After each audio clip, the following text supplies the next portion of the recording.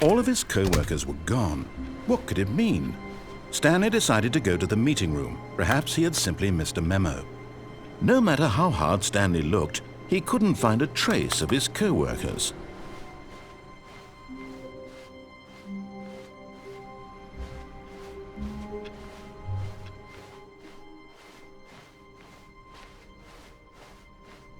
When Stanley came to a set of 2 open doors, he entered the door on his left.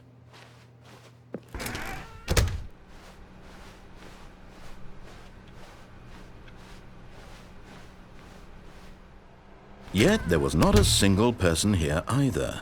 Feeling a wave of disbelief, Stanley decided to go up to his boss's office, hoping he might find an answer there. Stanley stepped into the broom closet, but there was nothing here, so he turned around and got back. Coming to a staircase, Stanley walked upstairs to his boss's office.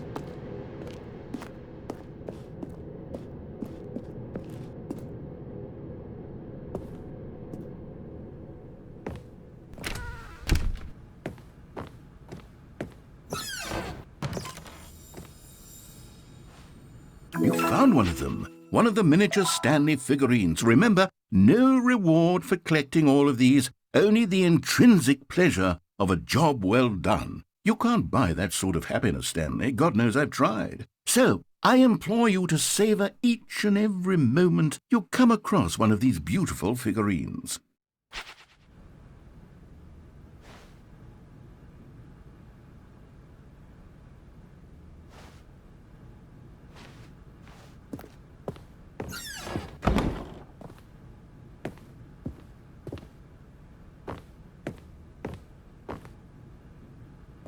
Stepping into his manager's office, Stanley was once again stunned to discover not an indication of any human life. Shocked, unraveled, Stanley wondered in disbelief who orchestrated this. What dark secret was being held from him? What he could not have known was that the keypad behind the boss's desk guarded the terrible truth that his boss had been keeping from him. And so the boss had assigned it an extra secret PIN number, 2845. But of course, Stanley couldn't possibly have known this. Yet incredibly, by simply pushing random buttons on the keypad, Stanley happened to input the correct code by sheer luck. Amazing. He stepped into the newly opened passageway.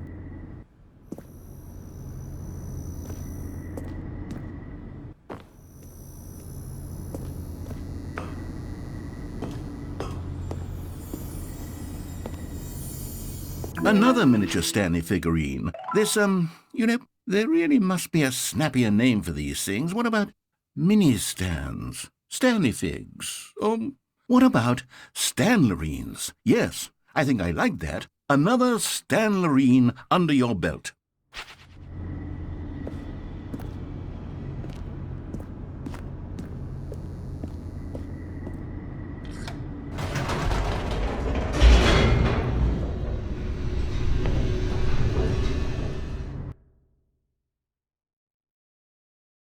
Descending deeper into the building, Stanley realized he felt a bit peculiar. It was a stirring of emotion in his chest, as though he felt more free to think for himself, to question the nature of his job. Why did he feel this now, when for years it had never occurred to him? This question would not go unanswered for long.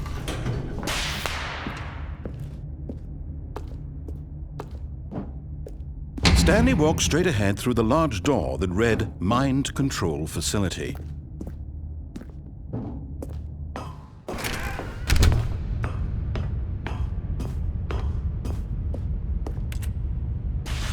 The lights rose on an enormous room packed with television screens. What horrible secret did this place hold? Stanley thought to himself. Did he have the strength to find out?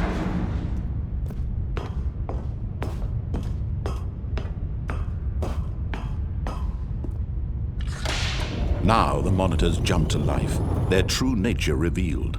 Each bore the number of an employee in the building, Stanley's co-workers. The lives of so many individuals reduced to images on a screen, and Stanley, one of them, eternally monitored in this place where freedom meant nothing.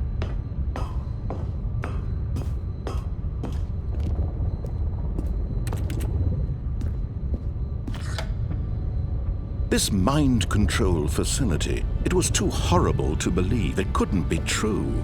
Had Stanley really been under someone's control all this time? Was this the only reason he was happy with his boring job? That his emotions had been manipulated to accept it blindly? No, he refused to believe it. He couldn't accept it. His own life in someone else's control? Never! It was unthinkable, wasn't it? Was it even possible? Had he truly spent his entire life utterly blind to the world? But here was the proof, the heart of the operation. Controls labeled with emotions, happy or sad or content, walking, eating, working, all of it monitored and commanded from this very place. And as the cold reality of his past began to sink in, Stanley decided that this machinery would never again exert its terrible power over another human life. For he would dismantle the controls once and for all.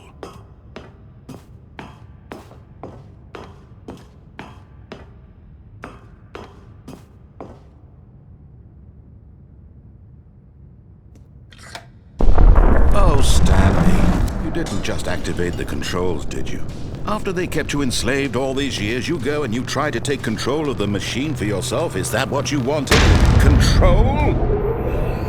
Oh, Stanley, I applaud your effort, I really do. But you need to understand, there's only so much that machine can do.